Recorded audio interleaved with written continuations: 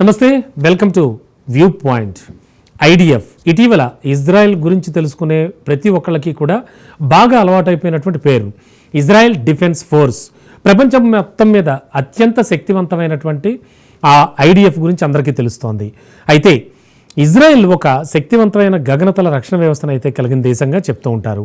మరి ఈ విషయంలో అగ్రరాజ్యం యుఎస్ రేంజ్లో ఇజ్రాయెల్ ఉందని కూడా రక్షణ రంగ నిపుణులు చెప్తూ ఉంటారు. అందుకే చాలా రోజులుగా ఇరాన్ వందలాది మిసైల్ కానీ డ్రోన్లతో కానీ విరుచుకుపడుతున్నా తట్టుకొని నిలవగలుగుతోంది ఇజ్రాయెల్. చాలామంది ఇజ్రాయెల్ గగనతల రక్షణ వ్యవస్థ ప్రస్తావన రాగానే కూడా ఇదే విషయం చెప్తూ ఉంటారు. మొత్తంగా చూస్తే కనుక దీనికి సంబంధించి వాస్తవంగా పరిశీలిస్తే ఇజ్రాయెల్ గగనతల రక్షణ వ్యవస్థ అనేది ఏదో ఒక పరికరంతోనో ఏదో ఒక టెక్నాలజీతోనో పనిచేసే వ్యవస్థ అయితే మాత్రం కాదు.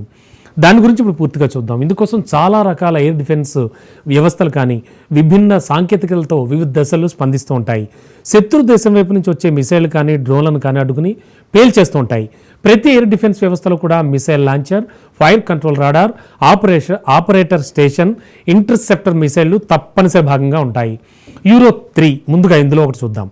భూ వాతావరణాన్ని దాటేయగలదు. ఇజ్రాయెల్ గగనతల రక్షణ వ్యవస్థలు ప్రధానంగా 4 లేయర్లు ఉంటాయి. వీటిలో ఫస్ట్ వన్ పేరే యూరో-3. ఈ లేయర్లో గగనతల రక్షణ వ్యవస్థ చాలా శక్తివంతమైన బ్యాలిస్టిక్ మిసైల్ను కూడా డెఫినెట్గా అడ్డుకోగలదు. భూ వాతావరణాన్ని దాటి వెళ్ళి మరీ గరిష్టంగా 3000 కిలోమీటర్ల ఎత్తులో కదలాడే శత్రు మిసైళ్లను నిలువరించే సత్తా యూరో-3 గగనతల రక్షణ వ్యవస్థ సొంతం అని చెప్పచ్చు. గతంలో యమన్ నుంచి హౌతీ మిలిటెంట్స్ ఇజ్రాయెల్ పైకి లాంగ్ రేంజ్ మిసైళ్లను ప్రయోగించినప్పుడల్లా అడ్డుకున్నది ఈ యూరో-3నే. ఇప్పుడు ఇరాన్ నుంచి ఇజ్రాయెల్ పైకి దూసుకొస్తున్న బ్యాలిస్టిక్ మిసైళ్లను అడ్డుకుంటోంది కూడా ఇదే సిస్టమ్. అమెరికా నౌకాదళం వద్దున్న ఎజిస్ SM-3 రకం గగనతల వ్యవస్థలకు సమానమైన పనితీరును ఈ యూరో-3 కనబరుస్తుంది. ఇజ్రాయెల్ వద్దున్న 2వ అంచె గగనతల రక్షణ వ్యవస్థ పేరే యారో-2. ఇది చుట్టూ 100 కిలోమీటర్ల వ్యాసార్థంలో భూమిపై దాదాపు 50 నుంచి 90 కిలోమీటర్ల ఎత్తు వరకు కదలాడేటువంటి శత్రు మిసైల్ కానీ డ్రోన్లను కానీ అడ్డుకుని కూల్చేస్తూ ఉంటుంది.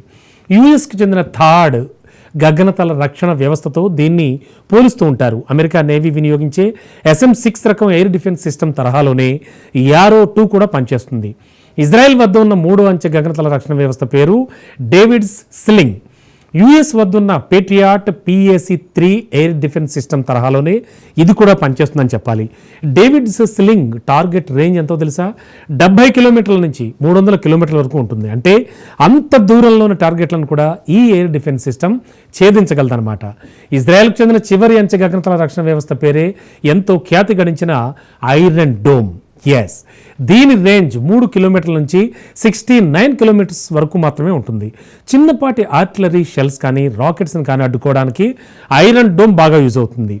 తామీర్ రకం మిసైళ్లను దీంట్లో వినియోగిస్తూ ఉంటారు. ఒక్కో తామీర్ మిసైల్ ధర ఇండియన్ కరెన్సీలో చూస్తే 43 లక్షల దాకా ఉంటుంది. ఒకేసారి 2 మిసైళ్లను ఐరన్ డోమ్ రిలీజ్ చేస్తూ ఉంటుంది. అంటే ఈ ఎయిర్ డిఫెన్స్ వ్యవస్థ ఒక్కసారి ఫైరింగ్ చేస్తే ₹1 దాకా ఖర్చు వస్తుంది. ఇరాన్ మిసైల్స్, డ్రోన్లతో ఇజ్రాయెల్పై దాడులు మొదలుపెట్టినప్పటి నుంచి ఐరన్ డోమ్ ఎన్ని వేల మిసైళ్లను వదులుంటుందో మనం అంచనా వేసుకోవచ్చు. Iron dome, arrow air defence వ్యవస్థల మధ్య ఉండే గ్యాప్ను పోడ్చడానికి డేవిడ్స్ స్లింగ్ను ఇజ్రాయెల్ వినియోగిస్తోంది. సో ఓవరాల్గా ఐరన్ డోమ్ అంటే ఏంటో అర్థమైంది కదా. ఇలాంటి పటిష్టమైన రక్షణ వ్యవస్థతో ఉంది IDF.